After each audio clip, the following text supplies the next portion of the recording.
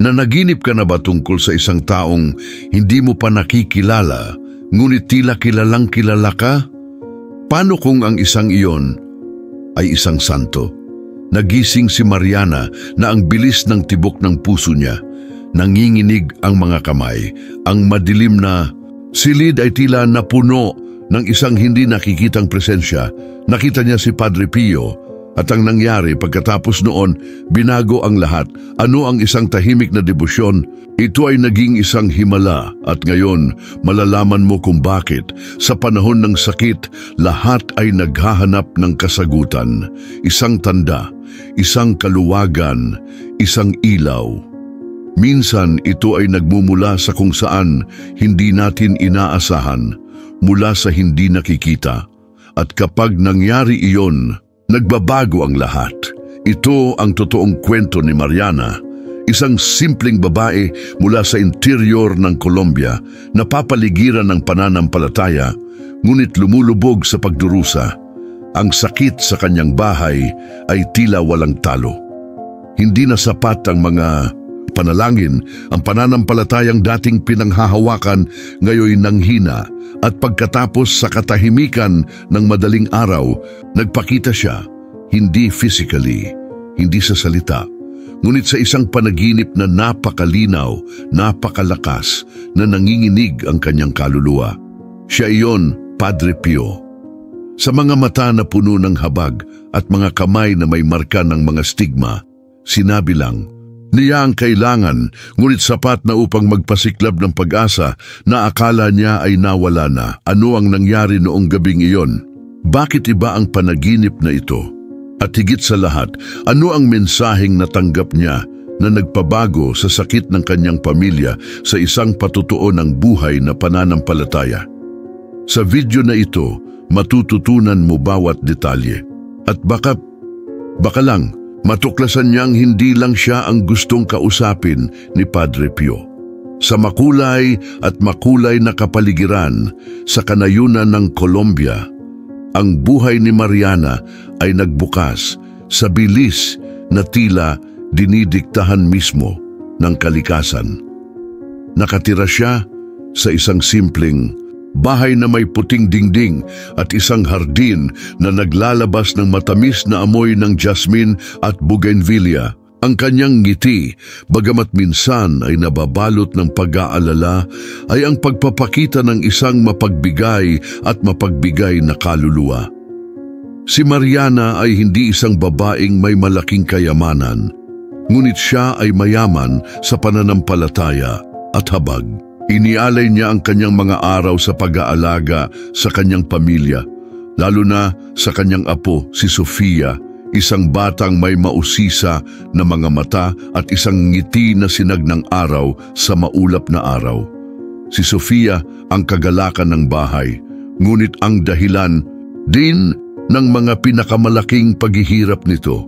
Ang batang babae na napakabata pa ay nabuhay sa isang bihirang at progresibong sakit na sumalungat sa lokal na gamot. Ang buhay ni Mariana ay isang testamento sa debosyon ng Katoliko na tumatagos sa pang-araw-araw na buhay sa Latin America. Araw-araw siyang dumadalo sa misa, aktibong lumahok sa mga pagdiriwang ng parokya, at nakahanap ng ligtas na kanlungan sa kanyang komunidad ng pananampalataya. Para sa kanya, ang pananampalataya ay hindi lamang isang hanay ng mga ritual, ngunit isang buhay na puwersa na nagtulak sa kanya na sumulong upang magpumilit kahit na sa harap ng pinakamatinding pagsubok. Ang kanyang mga kamay na wala sa trabaho at panalangin ay isang simbolo ng kanyang walang pasubaling pagsuko sa Diyos. Ang sakit ni Sofia gayunpaman ay naging anino sa buhay ng lahat. Ang pamilya ay naglakbay na sa isang mahaba at masakit na landas sa paghahanap ng mga sagot, paggamot, isang sinag ng pag-asa. Ang mga appointment ng doktor, komplikadong mga pagsusuri, mga kumpletong therapy, tila walang nagdala ng makabuluhang kaluwagan. Sa bawat bagong sintomas, bawat pagbabalik, ang puso ni Mariana ay sumasakit at ang mga luhang ibinuhos niya sa katahimikan ay isang patunay ng kanyang sakit. Pinagmasdan niya ang anak na babae ng kanyang anak na babae na nawala. At ang kawalan ng kakayahan ay isang halos hindi mabata na pasanin. Sa panahong ito ng matinding paghihirap, si Padre Pio, ang mapagpakumbaba at mystical figure ni Pietrelcina, ay lumitaw bilang isang tanglaw ng pag-asa para kay Mariana. Ang kanyang debosyon sa stigmatic saint ay hindi na bago. Siya ay lumaki na nakarinig ng mga kwento ng kanyang mga himala, ang kanyang kakayahang magbasa ng mga kaluluwa at ang kanyang makapangyarihang pamamagitan. Para kay Mariana, si Padre Pio ay hindi lamang isang malayong santo, kundi isang espiritual na kaibigan, isang mapagkakatiwalaan kung kanino siya makakabalik sa kanyang pinakamadilim na oras. Masigasig niyang binasa ang lahat ng masusumpungan niya tungkol sa kanya at ang mga kwento ng kanyang buhay at mga pambihirang gawa ay pumuno sa kanyang puso ng pagkamangha at pagpipitagan. Kumapit siya sa pangako na sa pamamagitan ng pamamagitan ni Padre Pio makakamit ang lunas para kay Sofia. Ito ay isang hindi matitinag na pananampalataya, isang pananalig na higit sa lohika at katwiran. Ang kanyang mga panalangin ay naging mas matindi, mas taimtim, sinisingil ng isang pangangailangan ng madali ang pagkilos na tanging ang kalungkutan ng isang ina at lola ang makapagbibigay inspirasyon. Humingi siya ng palatandaan, ng patnubay, ng liwanag na magpapaalis sa kadilimang bumabalot sa kanyang pamilya. Bilang karagdagan kina Mariana at Sofia, ang buhay ni Mariana ay binubuo ng iba pang mga karakter na, sa iba't ibang paraan, ay nakipag-ugnayan sa kanyang paglalakbay sa pananampalataya. Naroon si Padre Miguel, ang mabait na kura paroko ng lokal na simbahan, isang taong simple ngunit malalim ang pananampalataya na laging may salita ng kaaliwan at matalinong payo. Siya ay isang haligi ng komunidad, isang espiritual na gabay sa marami at lubos na nagtiwala si Mariana sa kanyang patnubay. Naroon din ang mga kababaihan ng komunidad, ang kanyang mga kasamahan at kaibigan, na nagbahagi sa kanya ng kanilang mga kagalakan at kalungkutan, ang kanilang mga panalangin at kanilang mga alalahanin. Bumuo sila ng isang network ng suporta, isang link ng pagkakaisa na tumulong sa kanya na pasanin ang bigat ng kanyang krus. At mas banayad, ngunit hindi gaanong naroon ang anino ng kawalang paniwala, ang pag-aalinlangan ng ilan na, kung minsan ay nagdududa sa tindi ng kanyang pananampalataya o sa bisa ng kanyang mga pag-asa. Ito ang mga tinig na, bagamat may mabuting layunin, sinubukan siyang hilahin patungo sa malupit na katotohanan ng sakit ni Sofia, patungo sa kawalan ng agarang solusyon. Gayunpaman, si Mariana, sa katahimikan ng isang taong nakakaalam ng lakas ng kanyang pananampalataya, ay hindi hinayaan ang kanyang sarili na matitinag. Alam niya na ang pananampalataya ay isang malungkot na landas kung minsan, ngunit ang gantimpala para sa kanyang pagtitiyaga ay ang pangako ng isang himala. Habang lumalala ang sakit ni Sofia, nasubok ang pananampalataya ni Mariana sa mas malalim na paraan. Ngunit sa puntong ito, kung kailan ang pag-asa ay tila pinakamarupok, na ang tabing sa pagitan ng karaniwan at hindi pangkaraniwan ay nagsimulang matunaw, na nagtakda ng yugto para sa isang pangyayaring magpapabago sa takbo ng kanyang buhay magpakailanman. Ang sakit ni Sofia ay sumusulong na parang walang humpay na tubig na hindi lamang nakakasira sa kalusugan ng dalaga, kundi pati na rin sa kapayapaan ng isip ni Mariana. Ang mga krisis ay naging mas madalas at malala, at ang mga biyahe papunta at pabalik sa ospital ay naging routine. Ang bawat bagong diagnosis ay isang suntok. Ang bawat walang bungang paggamot ay may karagdagang bigat sa kanyang nakayukong balikat. Ang ngiti ni Sofia na dating napakaliwanag, ngayon ay isang panandaliang sulyap, kadalasang napalitan ng pagod at sakit na tingin. Pakiramdam ni Mariana ay isang pagod na mandirigma, nakikipaglaban sa isang labanan kung saan ang mga kumbensyonal na armas ay tila hindi epektibo. Ang mga gasto sa mga medikal na paggamot ay astronomikal at ang pamilya sa kabila ng kanilang mga pagsisikap ay nagpupumilit na tustusan ang mga gastos. Ang hinaharap ay tila walang katiyakan, nababalot ng makapal na ulap ng pag-aalala. Ang mga gabi ni Mariana ay napuno ng tahimik na pagsusumamo at luha na bumasa sa kanyang unan. Ang pisikal at emosyonal na pagkahapo ay labis. At kung minsan ang pagdududa ay sinubukang pumasok sa kanyang puso, na nagbubulungan ng mga tanong tungkol sa banal na kabutihan. Bakit, Sofia? Bakit sobrang sakit? Tanong niya sa sarili habang hinahaplos ang pinong buhok ng kanyang natutulog na apo. Ang komunidad, bagaman sumusuporta, ay naramdaman din ang bigat ng sitwasyon. Ang mga tingin ng habag, ang mga salita ng kaaliwan na hindi nakatagpo sa kanilang sakit, lahat ay nag-ambag sa isang pakiramdam ng paghihiwalay. Alam ni Mariana na marami ang nagdarasal para kay Sofia, ngunit ang pakiramdam ng kawalan ng kakayahan ay labis. Buong lakas siyang kumapit sa kanyang pananampalataya, naghahanap kay Padre Pio ng balsamo para sa kanyang sugatang kaluluwa. Ang kanyang imahe na dating kaginhawaan ay isa na ring salamin ng kanyang sariling kahinaan, isang palaging paalala ng pangangailangan para sa isang himala. Ang mga panalangin ni Mariana ay naging higit na sigaw kaysa kahilingan. Nagdasal siya hindi lang gamit ang kanyang labi, kundi sa bawat himay-may ng kanyang pagkatao, sa tindi ng isang ina na nakikitang naghihirap ang kanyang anak. Naalala niya ang mga kwento ni Padre Pio, ang mga himalang ginawa niya, ang mga buhay na binago niya. At sa bawat alaalang ito, naghanap siya ng kislap ng pag-asa, tanda na hindi nawalan ng kabuluhan ng kanyang pananampalataya. Ang kawalan ng katiyakan tungkol sa kinabukasan ni Sofia ay palaging pabigat. Ang mga doktor ay naging malinaw. Ang sakit ay walang lunas at ang pagbabala ay malubha. Sa bawat araw na lumilipas, ang batang babae ay humihina at ang pamilya ay naghanda para sa pinakamasama.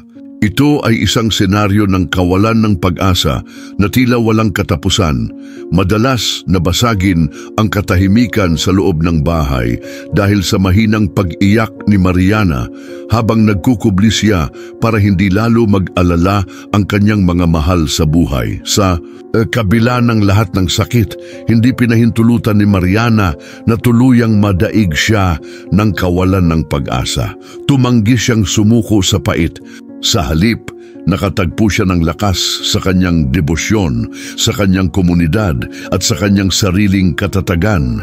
Siya ay gumugol ng maraming oras sa kanyang maliit na oratoryo, pagbigkas ng rosaryo, pagninilay-nilay sa buhay ng mga banal, naghahanap ng aliw para sa kanyang kaluluwa sa mga sagradong salita. Alam niya na ang pananampalataya ay hindi nangangahulugan ng kawalan ng sakit, ngunit ang kakayahang makahanap ng lakas at kahulugan kahit sa gitna ng pagdurusa. Gayunpaman, isang gabi, sa partikular ang kawalan ng pag-asa ni Mariana ay umabot sa sukdulan nito. Si Sofia ay nagkaroon ng mas matinding krisis kaysa sa karaniwan, at ang takot na mawala siya ay naging halos kapansin-pansin.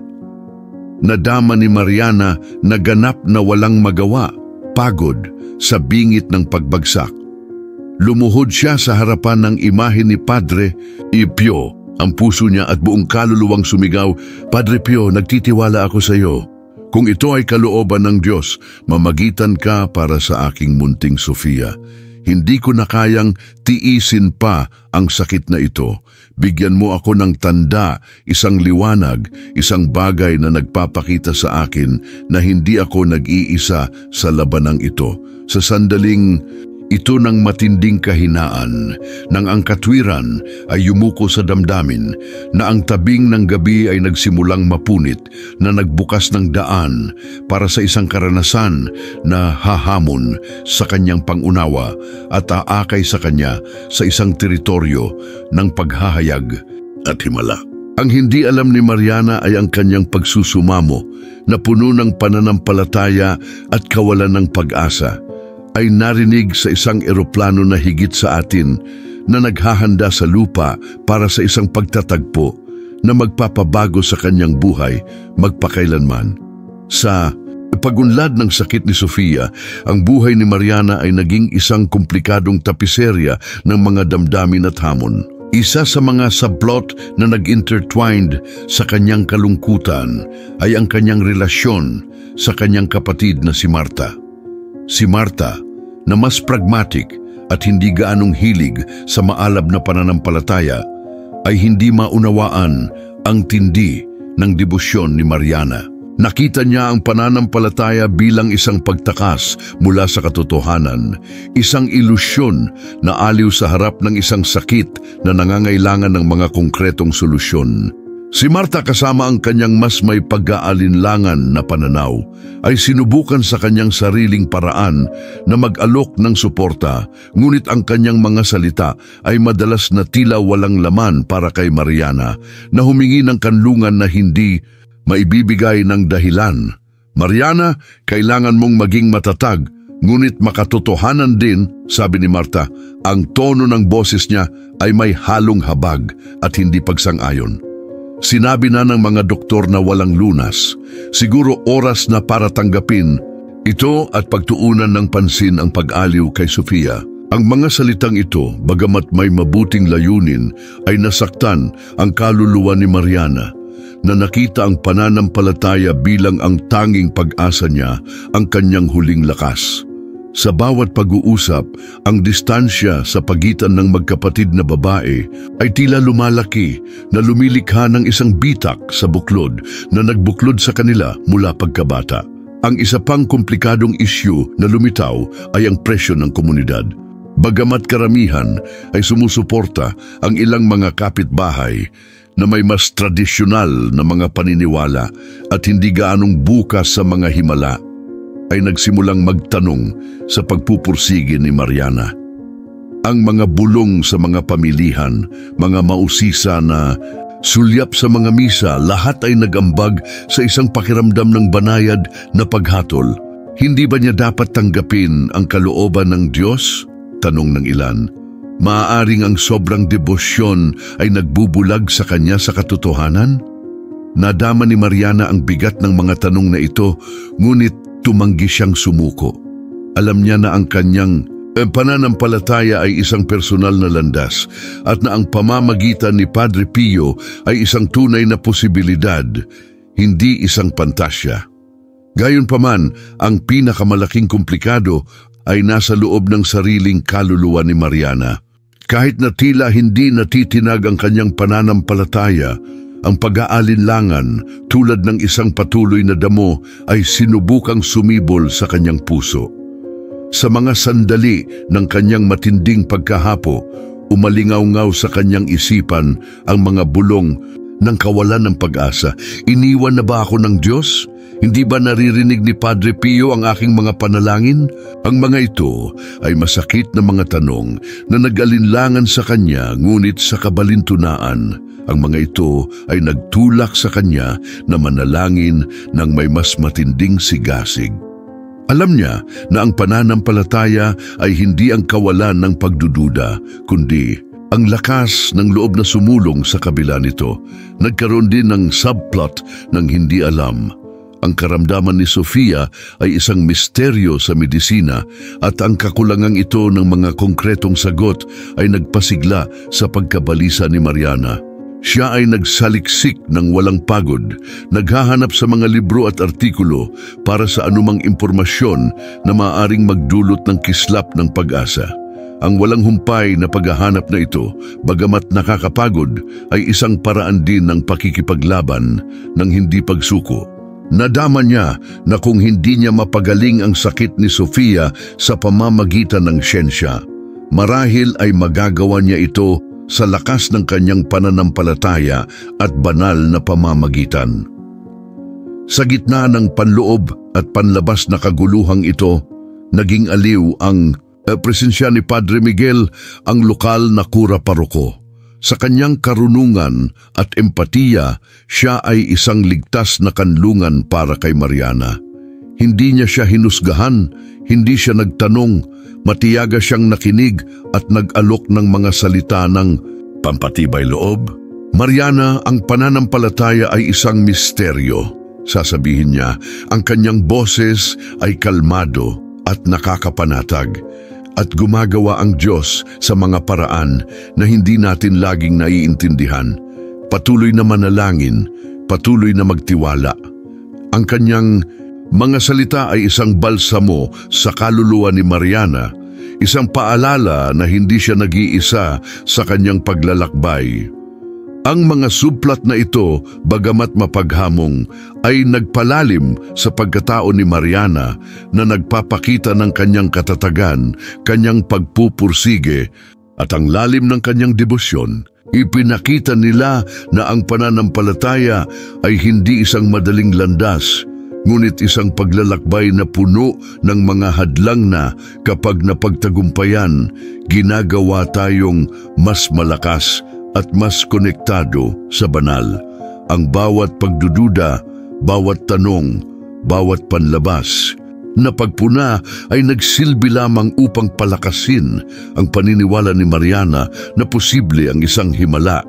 At sa sitwasyong ito ng komplikado at hindi matitinag na pananampalataya na ang gabi kung saan ipapakita ni Padre Pio ang kanyang sarili sa kanyang panaginip ay lumapit, na nagdadala ng pangako ng isang bagong bukang liwayway. Nagsimula ang gabing nagpabago sa lahat para kay Mariana tulad ng marami pang iba. Ang matinding katahimikan ng bahay ay nabasag lamang ng mahinang paghinga ni Sofia na natulog sa kanyang silid, na hindi napapansin ang paghihirap na dumarating sa kaluluwa ng kanyang lola. Si Mariana, na hindi makatulog, ay bumangon at pumunta sa kanyang maliit na oratoryo. Ang mga kandila ay kumikislap, naghahagis ng mga sumasayaw na anino sa mga dingding habang siya ay nakaluhod sa harap ng imahe ni Padre Pio. Ang kanyang mga kamay ay nakadakip sa panalangin at ang kanyang puso ay pinaghalong pagsusumamo at pagkahapo. Padre Pio, bulong niya na babalot ng emosyon ng boses. Hindi ko na alam ang gagawin ko. Ang aking pananampalataya ay sinusubok sa paraang hindi ko akalain. Pakiusap, nakikiusap ako, mamagitan ka para kay Sofia. Bigyan mo ako ng tanda, direksyon. Kailangan ko ng liwanag sa dulo ng lagusan na ito.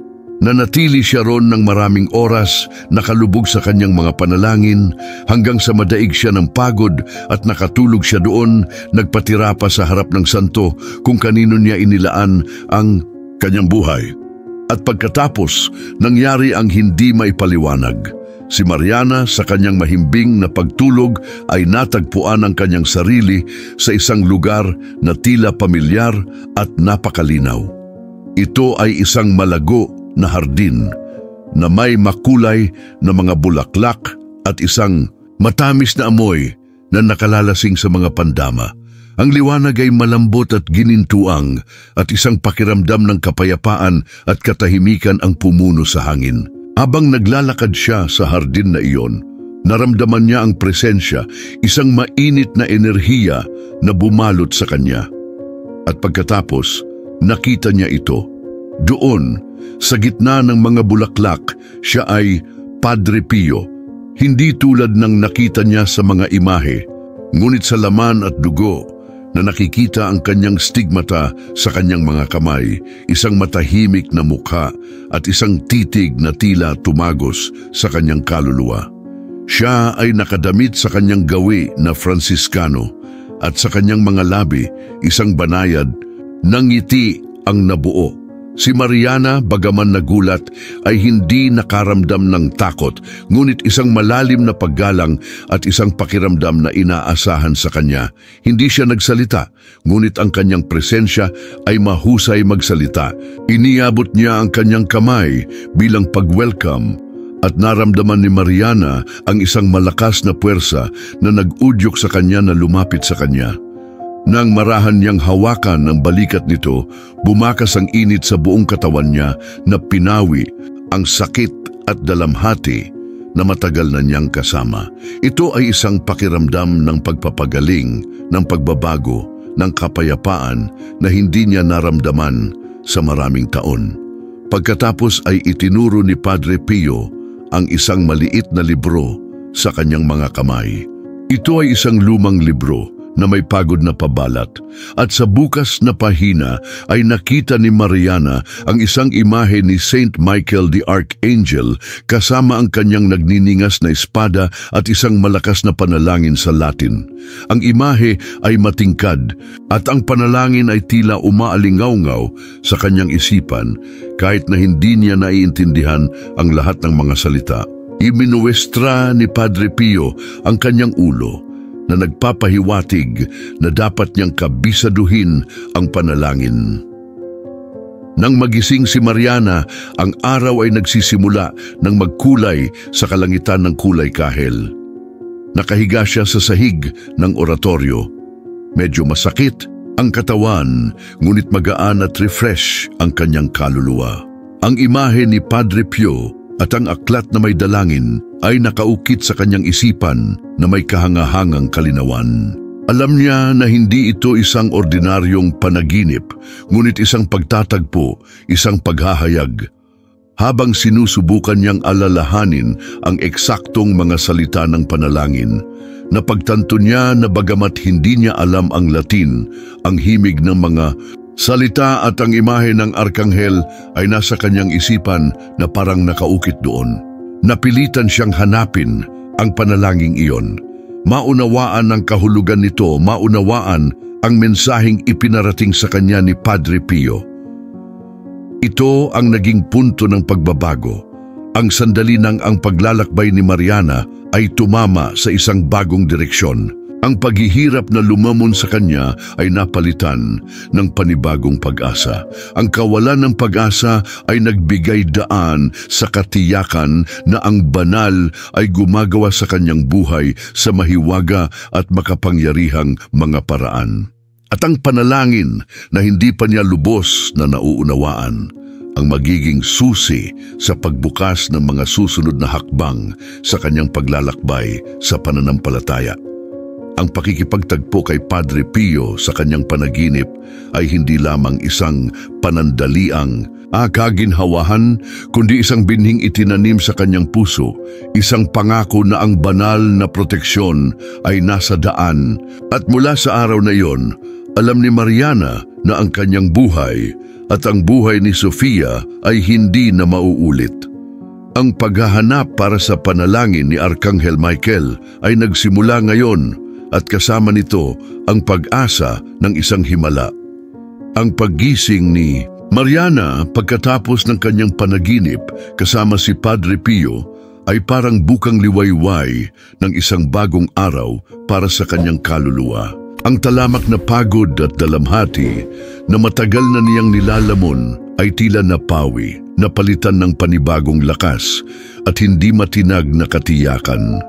Gayunpaman, ang unang agarang kinahinatnan ay ang pangangailangang hanapin ang panalangin na ipinakita sa kanya ni Padre Pio. Inilarawan niya ang aklat at ang imahe ni San Miguel Arkanghel kay Padre Miguel na nakinig sa kanya ng may atensyon at pag-usisa. Si Padre Miguel, isang taong may pananampalataya ngunit may pag-unawa din, ay natamaan sa kalinawan ng mga detalye ng panaginip ni Mariana. Nakilala niya kaagad ang panalangin. Ito ay ang sinaunang panalangin kay Saint Michael the Archangel, isang panalangin ng exorcism at proteksyon na kilala sa mga Katolikong bilog, lalo na sa mga mas tradisyonal na mga deboto. Ipinaliwanag Niya kay Mariana ang kapangyarihan ng panalangin ito, ang kasaysayan nito, at ang kahalagahan nito sa paglaban sa mga puwersa ng kasamaan. Nakaramdam si Mariana ng lamig sa kanyang gulugod. Ito ay isang panalangin ng labanan, ng banal na proteksyon, kung ano mismo ang kailangan nila ni Sofia. Sa kamay ng panalangin, sinimulan itong bigkasin ni Mariana araw-araw, ilang beses sa isang araw. Ibinulong niya ito sa tabi ng kama ni Sofia, itinatak ang bawat salita ng lakas ng kanyang pananampalataya. Ang batang babae, kahit na sa kanyang mahinang estado, ay tila tumugon sa enerhiya na iyon. Ang kanyang mga mata na dati mapurol ay nagsimulang magpakita ng isang bagong uri ng liwanag, at ang kanyang mga yugto ng sakit ay tila bumaba sa tindi at dalas. Ang mga reaksyon ng kanyang pamilya at komunidad, gayon paman, ay mas magkakahalo. Si Marta, ang kanyang kapatid na babae, bagaman sa simula ay nag-aalinlangan, ay hindi maitatanggi ang pagbabago sa mukha ni Mariana. Nakita niya ang panibagong lakas, ang kapayapaang nagmula sa kanyang kapatid na babae, at ito ay ikinaintriga niya. Si Marta, na nakasanayan na makita si Mariana na pagod at panghinaan ng loob, ngayon ay nakakita ng isang babaeng nagbagong anyo, puno ng pag-asa na tila nagmumula sa isang hindi mauubos na pinagmulan. Sinimulan niyang pagmasdan ng mabuti si Mariana, at unti-unti nagsimulang umusbong sa kanyang puso ang isang binhi ng pag-uusisa at marahil ng pananampalataya. Gayunpaman, ang tunay na sorpresa ay dumating kay Sofia mismo. Matapos ang ilang linggo ng walang humpay na pagdarasal ni Mariana, nagsimulang magpakita ng makabuluhang pagpapabuti ang dalaga. Ang mga doktor sa una ay nag-aalinlangan, ay naguguluhan. Ang mga pagsusuri ay nagpakita ng pagbagal ng sakit, at sa ilang mga kaso, isang pagbabalik ng mga sintomas. Wala silang siyentipikong paliwanag sa mga nangyayari. Isa itong himala. Ang balita ng pagbawi ni Sofia ay kumalat na parang apoy sa maliit na komunidad. Ang mga taong nag-aalinlangan noon sa pananampalataya ni Mariana, ngayon ay iginagalang siya ng may paghanga at pagpipitagan. Ang lokal na simbahan ay naging sentro ng paglalakbay na may mga taong nagmumula sa mga kalapit na nayon upang makita si Sofia, upang marinig ang patotoo ni Mariana, upang hawakan ang imahe ni Padre Pio sa kanyang oratoryo. Ang pananampalataya na dating personal na bagay para kay Mariana, ngayon ay naging isang tanglaw para sa marami, isang paanyaya na maniwala sa imposible. Lumapit kay Mariana ang ilan sa mga kanina pa nagbubulungan ng mga kritisismo, humihingi ng tawad sa kanilang kawalan ng pananampalataya. Ang iba na may luha sa kanilang mga mata ay nagbahagi ng kanilang sariling sakit at humingi ng payo at mga salita ng pag-asa ni Mariana. Ang kwento ni na Sofia at Padre Pio ay naging isang buhay na patutuo ng banal na pamamagitan, isang paalala na ang pananampalataya ay maaaring ilipat ang mga bundok at na ang imposible ay maaaring maging katotohanan kapag isinuko natin ang ating sarili sa kalooban ng Diyos. Si Mariana, sa kanyang bahagi, ay nakaramdam ng matinding pagpapakumbaba bago ang lahat ng nangyayari. Hindi niya nakita ang kanyang sarili bilang isang pinili, ngunit bilang isang instrumento ng banal na biyaya. Nag-uumapaw ang kanyang puso sa pasasalamat kay Padre Pio at sa Diyos sa dininig ng kanyang mga panalangin at sa paggawa ng milagro sa kanyang buhay at sa buhay ng kanyang pinakamamahal na apo. Ang pagpapabuti ni Sofia ay hindi lamang pisikal. Ito ay espiritual din. Ang batang babae na dati nang mahina, ngayon ay nagpakita ng nakakahawang saya, isang sigla na ikinagulat ng lahat. Siya, sa kanyang kawalang kasalanan, ay tila naunawaan ang lalim ng nangyari at ang kanyang paggaling ay isang himno sa pananampalataya at pag-asa. Mula sa sandaling iyon, ang buhay ni Mariana ay hindi lamang sa isang tapat na lola, kundi isang buhay na saksi sa banal na pamamagitan. Ang kanyang kwento ay magiging isang imbitasyon para sa marami pang iba sa kanilang paglalakbay ng pananampalataya upang humingi ng espiritual na pagpapagaling, banal na proteksyon at panloob na kapayapaan na inspirasyon ng kapangyarihan ng isang panaginip at ang pamamagitan ng isang santo. Habang unti-unting bumubuti si Sofia, ang bahay ni Mariana na dati ay nabalot ng matinding katahimikan ng pag-aalala ay napuno ng tawanan at nakakahawang saya. Unti-unting nabawi ni Sofia ang kanyang lakas, ang kanyang kulay, ang sigla sa kanyang mga mata na matagal nang nanlalabo. Hindi lamang siya lumakad, ngunit tumakbo. Hindi lamang siya kumain, ngunit ninamnam ang bawat pagkain na may panibagong gana. Para bang nabuhayan siya ng hininga isang himala na makikita ng lahat ng nakakakilala sa kanya. Para kay Mariana, ang pagtagumpay na ito ay hindi lamang pisikal para kay Sofia, ngunit isang malalim na espiritual na paglago para sa kanyang sarili. Ang sakit na sumubok sa kanya hanggang sa sukdulan ay napalitan na ngayon ng hindi mauubos na pinagmumula ng pasasalamat at hindi natitinag na pananampalataya. Naranasan niya mismo ang kapangyarihan ng banal na pamamagitan, ang pagpapakita ng pag-ibig ng Diyos sa pamamagitan ng isang santo na minamahal bilang Padre Pio. Ang kanyang pananampalataya na dati ay ningas na kumikislap sa kadiliman, ngayon ay nag-alab sa tindi na nagpapaliwanag, hindi lamang sa kanyang sariling buhay, kundi pati na rin sa buhay ng lahat ng tao sa kanyang paligid. Ang kanyang relasyon sa kanyang kapatid na si Marta ay isa sa kanyang pinakadakilang mga punto ng paglago. Si Marta na dating tinig ng katwiran at pag-aalinlangan, ngayon ay pinanood ang himala ni Sophie na may halong pagkamangha at paghanga. Noong una, sinubukan niyang maghanap ng lohikal na mga paliwanag, ngunit ang pagpapabuti ni Sophie ay sumalungat sa lahat ng medikal na lohika.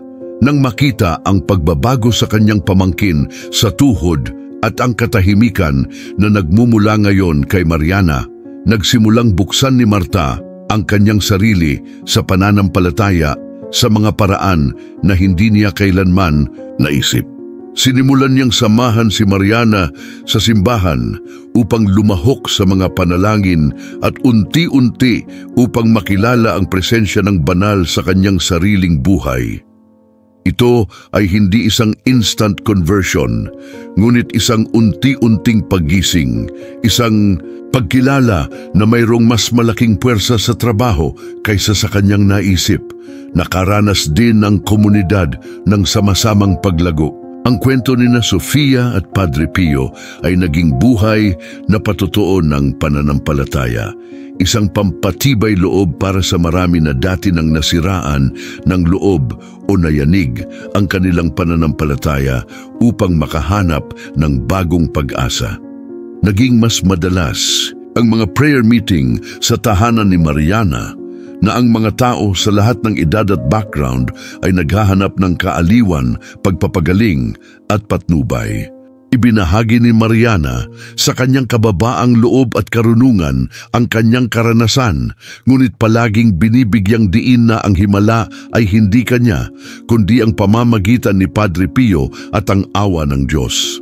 Hindi niya sinasadyang naging isang espiritual na pinuno sa kanyang komunidad, isang inspirasyon sa marami na naghahanap ng landas ng pananampalataya at pagpapagaling. Ang pagtagumpayan ni Sofia ay hindi lamang tungkol sa sakit, ngunit tungkol sa kakayahang maniwala sa imposible. Ang maliit na batang babae na ngayon ay puno ng buhay, ay buhay na patunay na ang panalangin ay may kapangyarihan, na ang pananampalataya ay maaaring magpalipat ng mga bundok, at ang banal na proteksyon ay totoo at nakikita.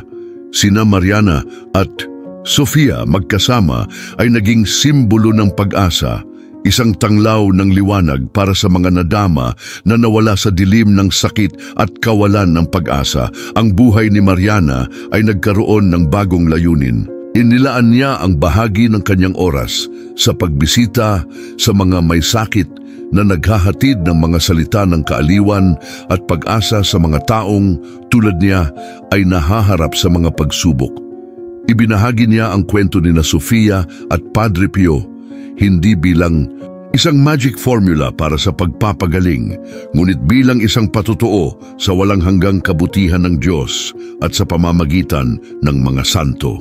Naunawaan niya na ang pananampalataya ay hindi nag-aalis ng pagdurusa, ngunit ito ay nagbigay ng lakas upang matiis ito at ng pag-asa na mapagtagumpayan ito.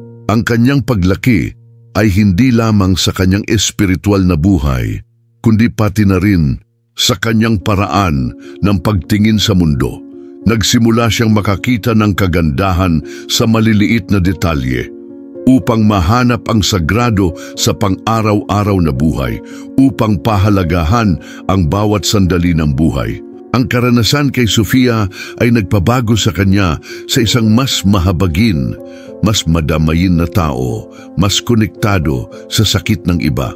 At sa gayon, ang binhi ng pag-asa na itinanim sa kanyang puso sa pinakamadilim na sandali ng kanyang buhay ay namumulaklak sa isang hardin ng pananampalataya, pagpapagaling at pasasalamat.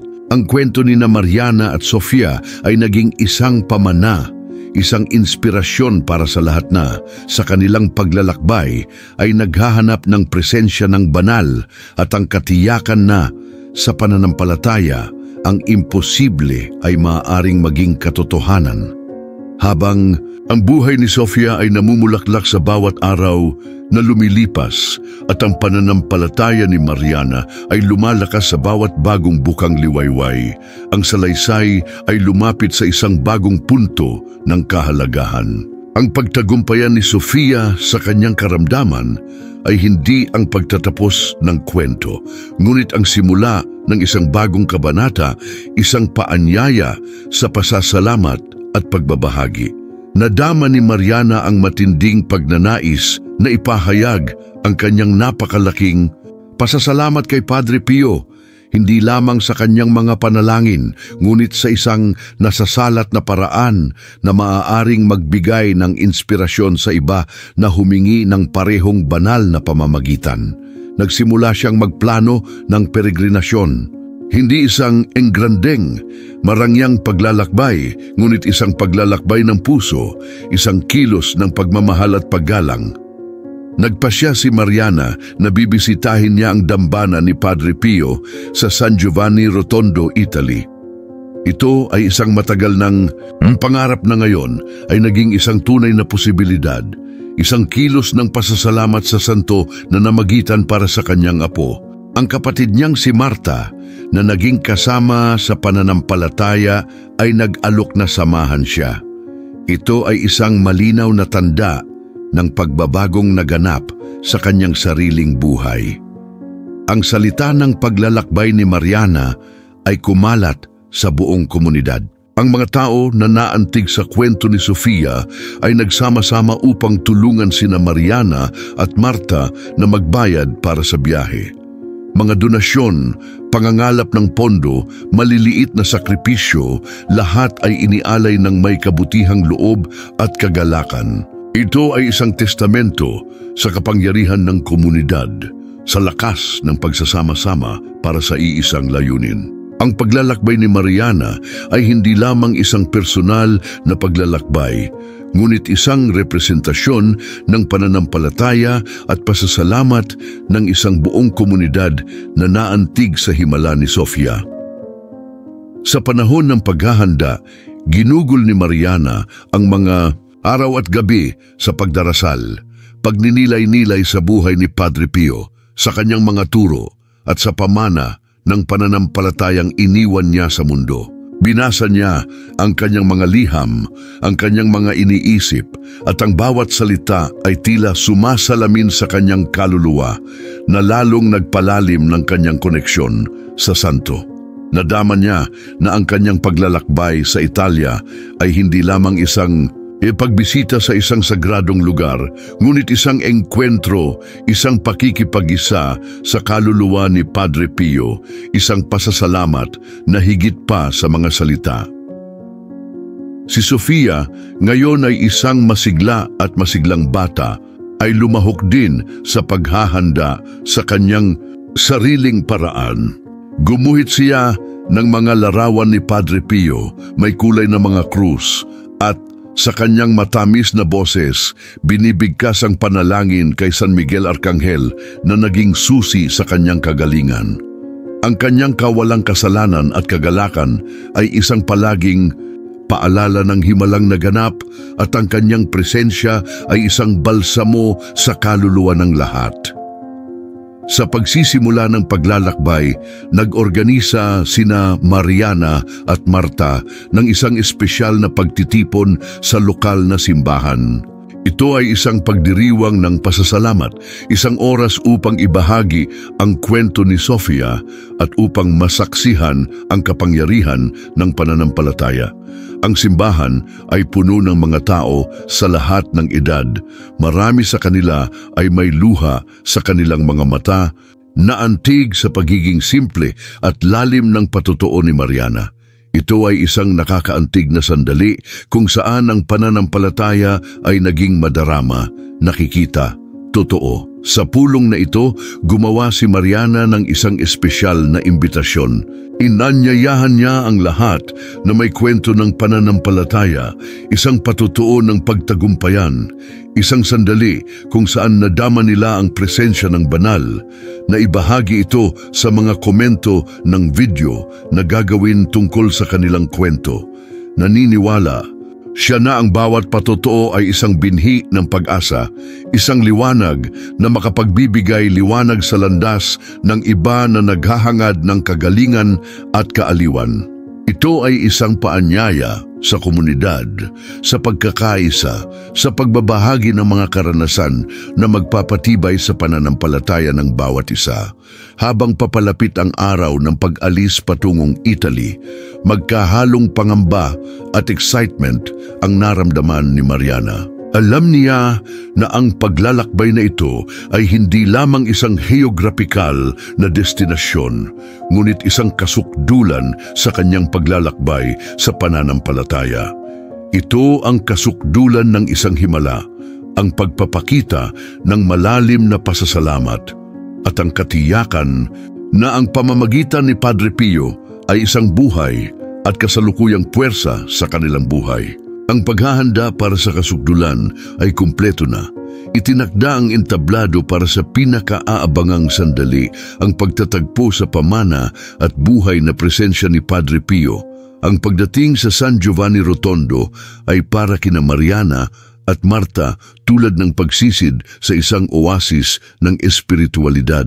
Ang hangin ay tila mas magaan na natatakpan ng isang aura ng kapayapaan at debosyon. Ang bawat hakbang sa mga lansangan ng maliit na bayan ng Italia ay isang paalala ng presensya ni Padre Pio, ng mga himalang naganap doon at ng libu-libong mga kaluluwa na tulad nila ay naghahanap ng aliw at pag-asa. Ito ay isang lugar kung saan ang tabing sa pagitan ng makalupa at makalangit ay tila mas manipis, kung saan ang pananampalataya ay nagkaroon ng nakikitang mga hugis. Ang unang impresyon ni Mariana ay dumating nang pumasok siya sa sanctuary ng Santa Maria das Grasas, kung saan nakapatong ang katawan ni Padre Pio. Ang kadakilaan ng lugar, ang solemne na katahimikan, ang debosyon ng mga peregrino mula sa buong mundo, lahat ng ito ay pumuno sa kanya ng malalim na damdamin.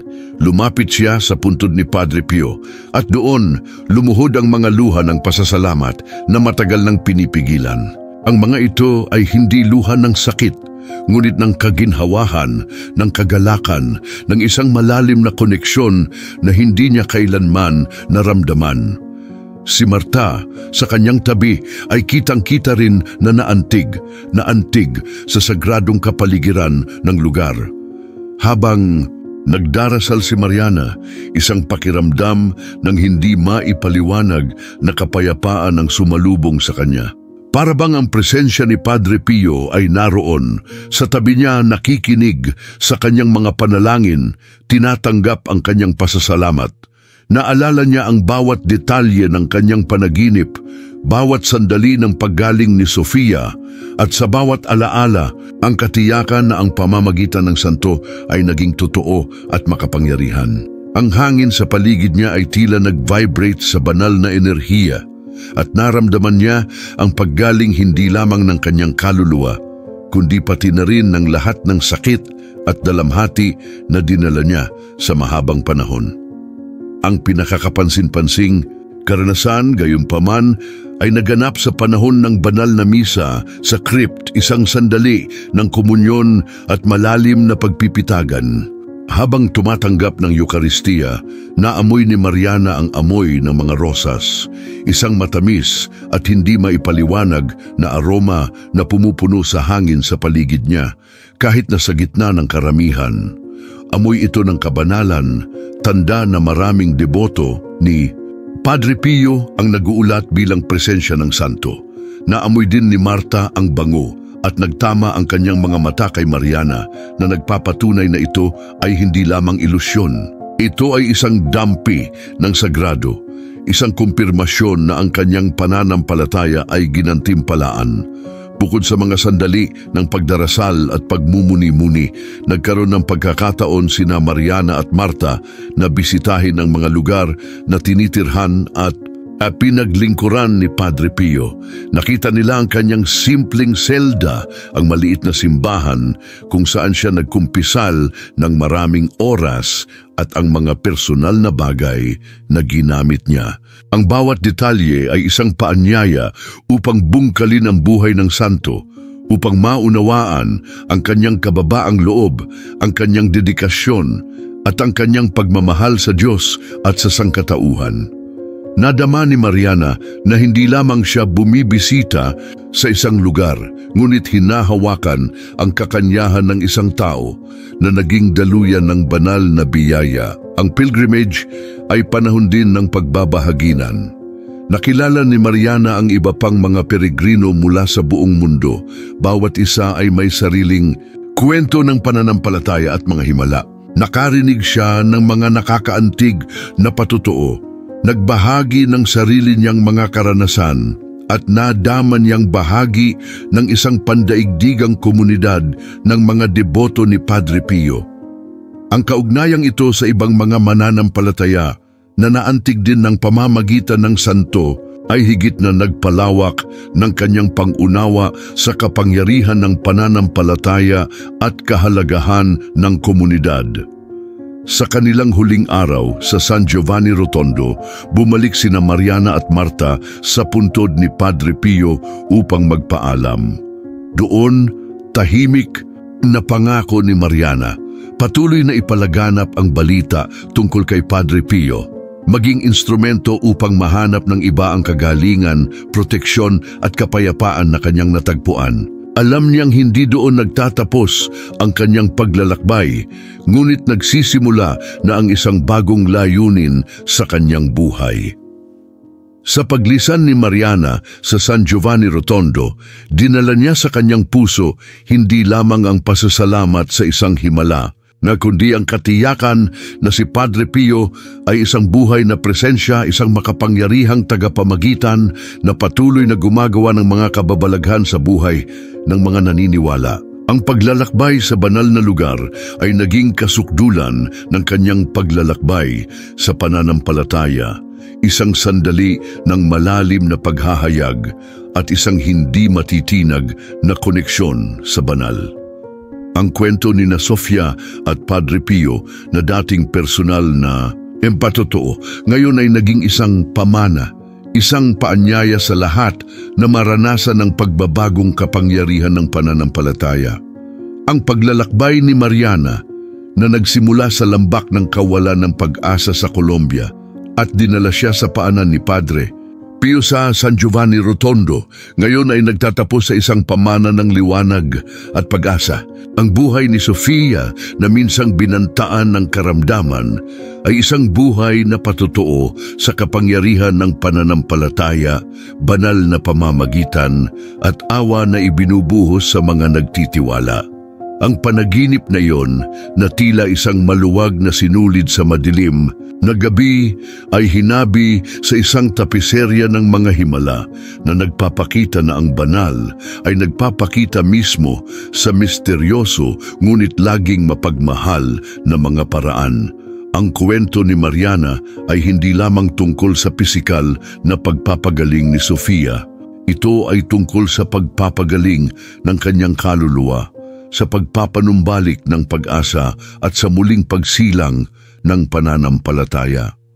Ito ay tungkol sa pagtuklas na kahit sa pinakamadilim na sandali may liwanag na hindi namamatay, isang puwersang nagtutulak sa atin pasulong. Ang panalangin kay Saint Michael the Archangel na ipinahayag sa kanya sa isang panaginip ay naging higit pa sa mga salita. Ito ay naging isang kalasag, isang proteksyon, isang tulay sa pagitan ng langit at lupa. Ang pagbabagong anyo ni Marta mula sa may pag-aalinlangan tungo sa kapwa mananampalataya at ang espiritual na paggising ng isang buong komunidad ay mga dayandang ng kwento ni Mariana. Ipinapaalala nila sa atin na ang pananampalataya ay hindi nag-iisa na paglalakbay, ngunit isang landas na maaring ibahagi na nagbibigay inspirasyon at nagpapasigla sa mga nakapaligid sa atin. Ang bawat ngiti na ibinibigay ni Sofia, ang bawat tawa na umaalingaw-ngaw sa kanyang tahanan ay isang himno sa buhay, isang patunay ng walang pasubaling pag-ibig ng Diyos at ang walang sawang pamamagitan ni Padre Pio. Si Mariana, sa kanyang kababaang loob at debosyon, ay naging isang tanglaw para sa marami. Ang kanyang boses na kanina ay sinakal ng sakit, ngayon ay umaalingaw-ngaw sa katahimikan ng isang taong nakatagpo ng kapayapaan sa loob. Itinuro niya sa atin na ang pananampalataya ay hindi ang kawalan ng pag-aalinlangan, ngunit ang lakas ng loob na magtiyaga sa kabila ng mga ito. Na ang panalangin ay hindi isang walang kabuluhang kahilingan, ngunit isang malalim na pag-uusap sa banal, at ang mga himala ay hindi lamang mga pambihirang pangyayari, kundi mga pagpapakita ng pag-ibig ng Diyos na nahayag sa pang-araw-araw na buhay. Naway maging paalala sa ating lahat ang kwento ni na Mariana at Sofia, lalo na sa iyo na maaaring naghahanap ng sarili mong kagalingan, sa sarili mong proteksyon, sa sarili mong kapayapaan. Alalahanin na si Padre Pio sa kanyang habag at kapangyarihan ng pamamagitan ay patuloy na gumagawa ng mga kababalaghan sa buhay ng mga nagtitiwala sa kanya. Gaano man kalalim ang iyong sakit, gaano man kakomplikado ang iyong mga hamon, o gaano man kalalim ang maaring bumalot sa iyong kaluluwa, ang liwanag ng pananampalataya ay laging makapagpapawi ng mga anino. At habang pinag-iisipan mo ang kwentong ito, naway madama mo sa iyong puso ang tawag sa pag-asa, panalangin at katiyakan na laging abot kamay natin ang banal na proteksyon. Naway mapuno ang iyong kaluluwa ng kapayapaang natagpuan ni Mariana at naway patuloy na gabayan ng pananampalatayang nagpakilos sa kanya ang iyong mga hakbang. At sa gayon, ang buhay ni Mariana na naligo sa banal na biyaya ay naging isang himno ng pasasalamat. Si Sofia, malakas at nagniningning, ay lumaki upang ikwento ang sarili niyang kwento ng pagtagumpayan na nagpapanatili sa pamana ni Padre Pio. Ang bango ng mga rosas ay pumapalibot pa rin sa tahanan ni Mariana sa mga sandali ng pagdarasal, isang banayad na paalala ng presensya ng santo.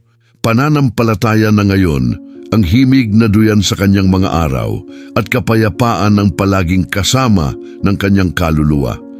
Isang kapayapaan na, tulad ng bukang liwayway, ay palaging naghahayag ng bago at pinagpalang araw.